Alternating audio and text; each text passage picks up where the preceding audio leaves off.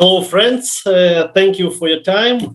Today we are talking about Barcelona. Barcelona is the beautiful city, historical city with a lot of art places. And of course, Barcelona also,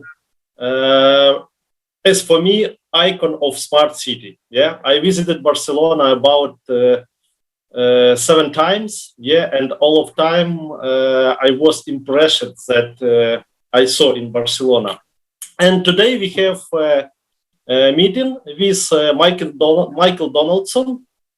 He is a Commissioner of Technological Innovation, Electronic Administration and Good Governance of the Barcelona City Council. Michael, thank you for your time. And I propose today discuss the next theme, Smart Barcelona from the smart city to technological humanism. Yeah, and Barcelona start implement smart city solutions since 2012, and we know that Barcelona has serious success in building smart city. We know that Barcelona implemented projects, city Wi-Fi, smart lighting, IoT, electronic services, big data platform, etc., etc., etc. And now Barcelona has 2 key directions. Yeah, the development of new data infrastructure platform. Yeah, and development and democratization of data. Yeah, providing access to the data, to the business, to the citizen, to all of kind of ownership. And we'll talk about the city's plans in the field of artificial intelligence and innovative technologies. And Michael, what will your city be like after COVID? First question, yeah, now we have problem with COVID. What will your city be like after COVID? Yeah, good morning, Yuriy. Great to be here and share this time with you all. Well, I have to say that it's not a very easy question what you're asking. What will the city be after COVID? Well, I could say, and I could finish it here, that I hope that the city is much better after COVID than pre-COVID. But we all know that this is going to be very difficult. I mean, take ourselves back to 1929. In our case, in Barcelona, we were just starting the new mandate, and we had our strategic plannings for the next 4 years. And of course, there was no single man or woman who thought that COVID and the pandemic and the lockdown and the whole lot was coming. In fact, if anybody said that there was a pandemic coming in and that they were going to be in lockdown and that the world was going to change so quickly in such a brief space of time, everybody would think that that man or that woman would be crazy. But at the end, it's what happened. So it shows us that we are really living in a change of era. It's not that we are experimenting a lot of changes, which we are. We are, in fact, experimenting a lot of changes, but we're really in a new change of era. And it's important that we read what this new era is bringing us. So I won't be able to answer to your question, how is the city going to be after the COVID, but I would like to answer on how I would like that the city looks like, and I would like that the city, first of all, that the city tackles 2 of the great challenges that we, and when we talk about we're talking about Barcelona, but any other city from Europe or from the Eastern Wall or however you want to call it, we are facing 2 big challenges. One would be the climate change. That would be the first of all, and we are tackling this challenge from the cities. But of course, we're tackling this challenge. From from all over the world. And the other challenge, I would say that it's also a common problem that we all have, is the inequity, the differences at the social level, at the social and economic level. If we want to move into a more smart cities, in the sense of leaving no one behind, if we want to have more just and fair cities, and if we want to live in under a city with a good quality of life, we need to face these two big problems, these two big challenges, and we know that this is not going to disappear. And if something has shown us, or if there is any lessons learned from the COVID and from the pandemic, is that the changes are so fast that we need all the resources, but at the same time, everybody involved in order to tackle these big problems we have. I mean, it's not good enough only for public institution, in our case, the City Hall, to try to solve all the problems. And probably it's not only enough economic resources or legal resources or security resources are not going to be good enough in order to solve these problems. We're going to need all the resources we need. And this means innovation. This means that we need to tackle these challenges in a different way. And we need to create the conditions, even the trust conditions, in order to bring everybody together in order to face all these problems. And this is where I think that technology and digitalization can be a big resource in order, as I said, to try to solve these problems.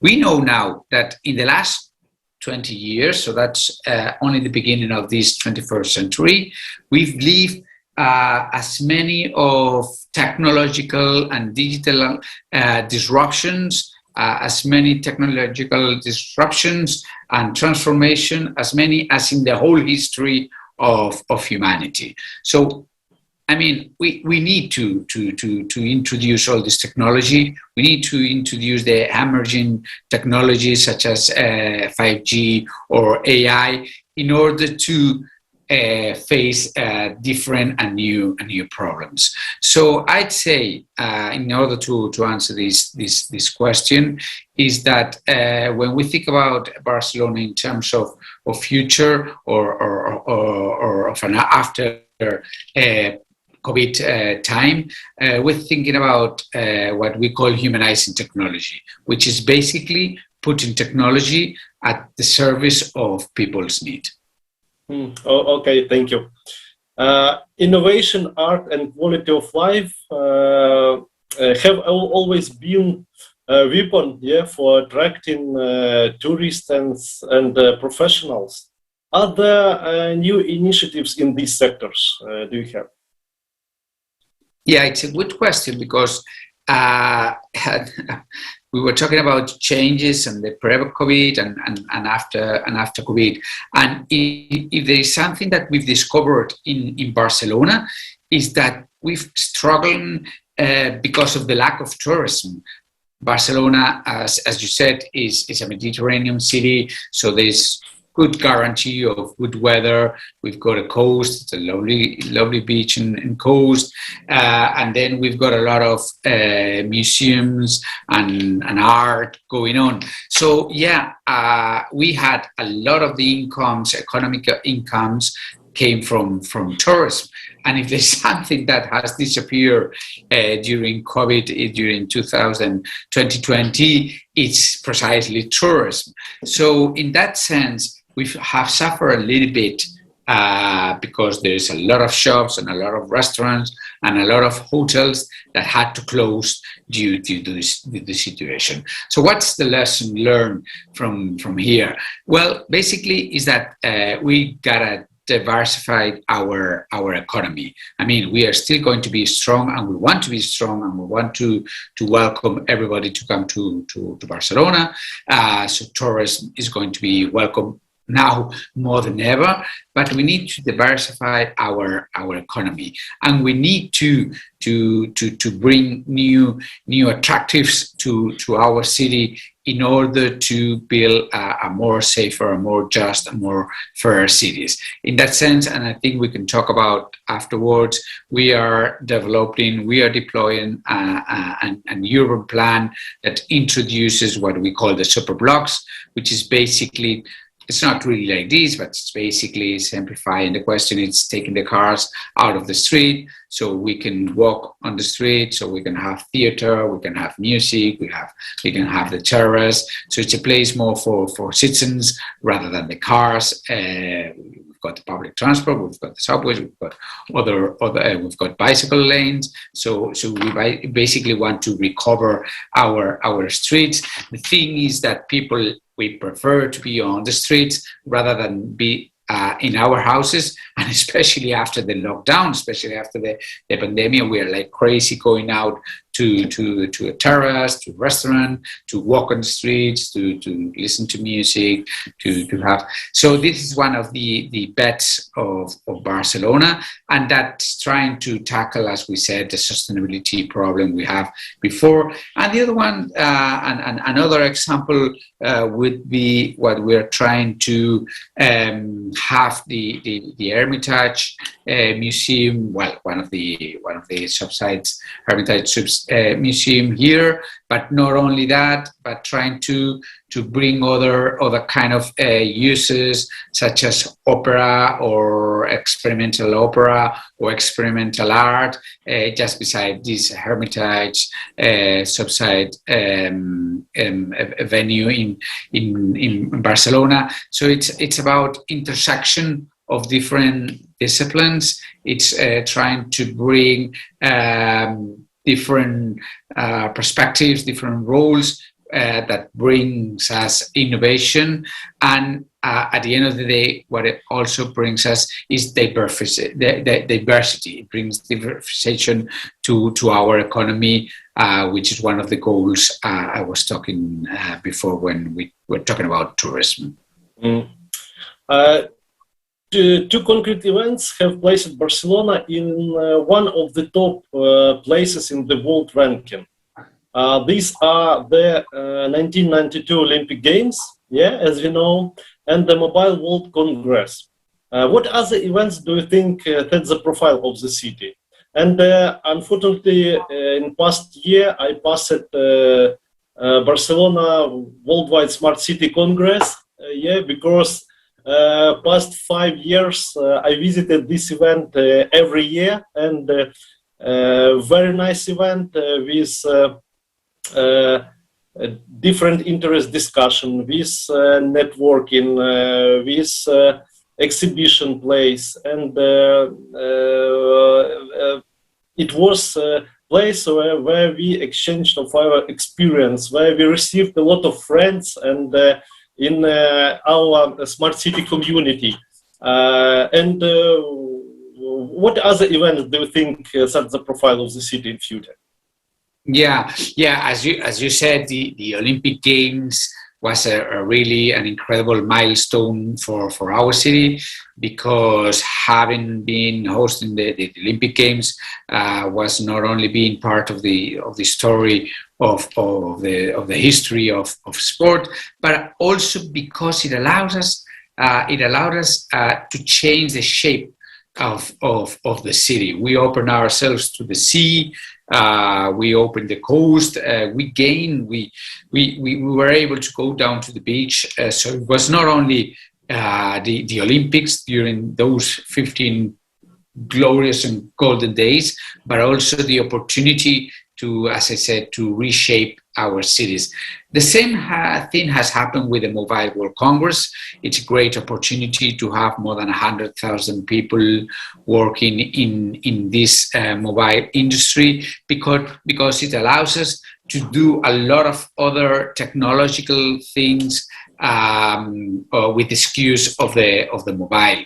For example, we are trying to launch now our 5G lab, urban lab, and we can do now because we can do that now because there is a whole ecosystem around 5G, around the technology of 5G that gives us certain guarantees in order to have success on the development and the deployment of this urban 5G.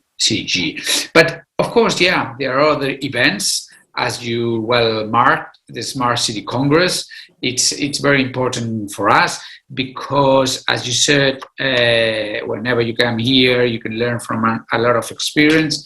But at the same time, it gives us to the people of Barcelona and to the City Hall of Barcelona to learn from all the experiences and all the projects that all the other cities bring to Barcelona. So it's an amazing opportunity to have everybody here and talk and discuss and learn and exchange from all other knowledge and other experiences that's going on all around the cities, all around the globe.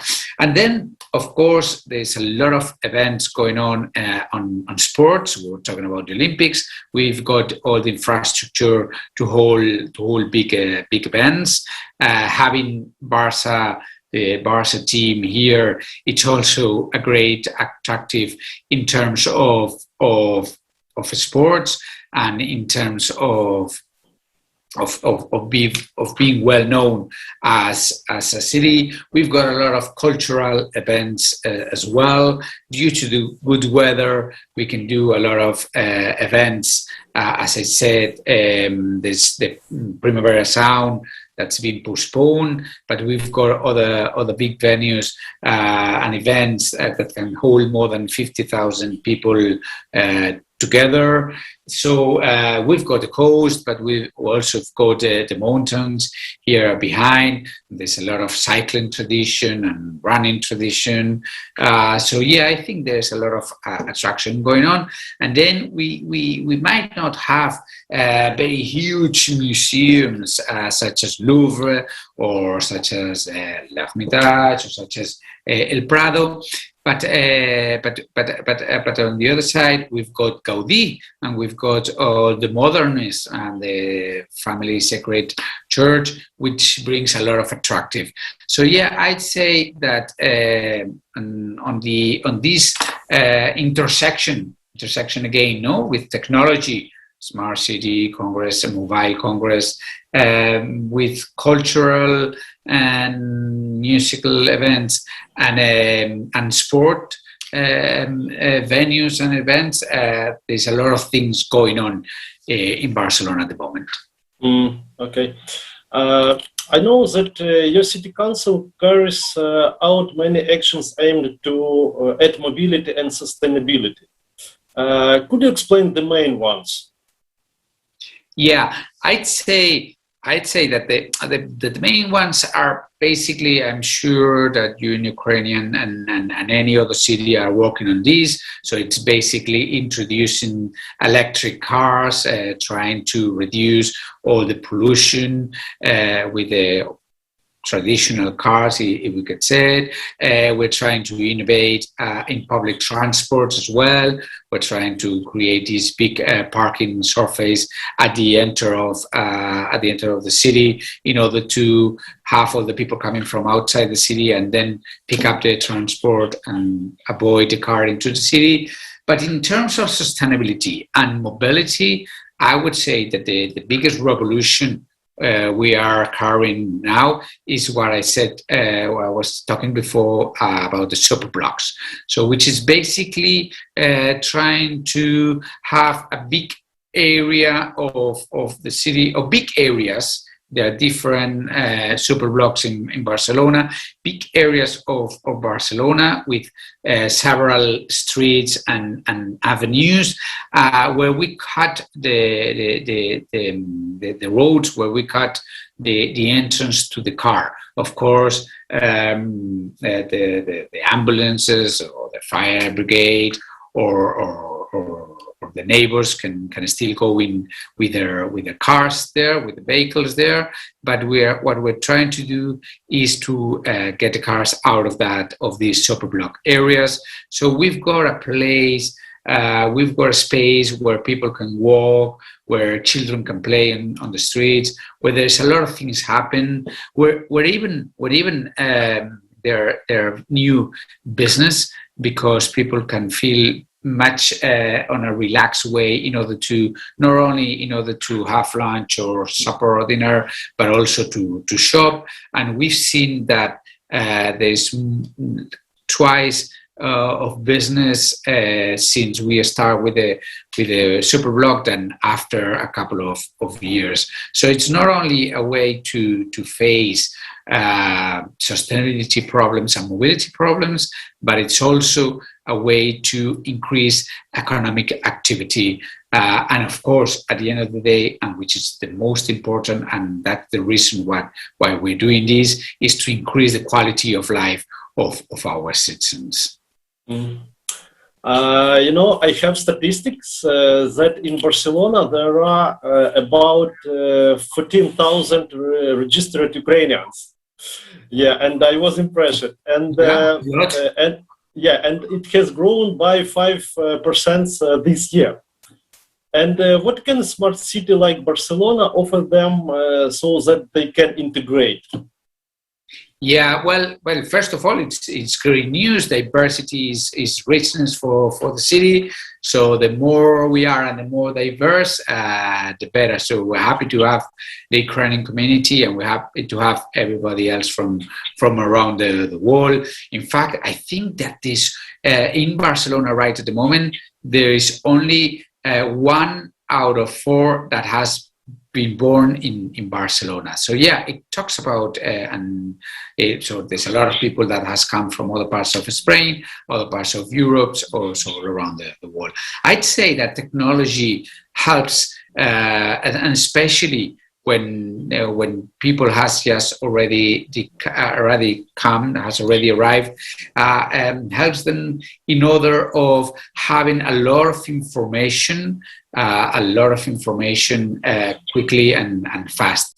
Because when you're new at a place, you're a little bit lost, of course, and what you need is information to find your way. So in that sense, and a smart city that gathers all the information that you need in an app or in an app, open data, or in a platform, I think it's very helpful in terms of give a little bit of comfort and a little bit of relief when you have just arrived. And I would say that after a couple of years living in the city, when you can talk the language, Catalan or Spanish, that you're used to go to work, you can feel like one Barcelonian as you had to live all your life here.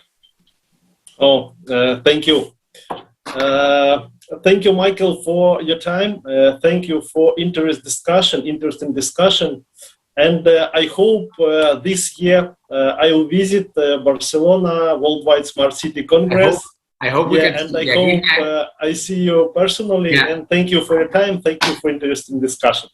Yeah, let me know if you come, Yuriy. You've got my email address. So yeah, let's hope we can meet face to face. Yes. Because digitalization and all the screens are great, but we are a little bit tired of them. So we need to see each other. So it'll be great to have you here and everybody in November in the Smart City Congress. Yeah, thank you. Okay. Bye. Bye. Thank you. Bye, Yuriy. Bye.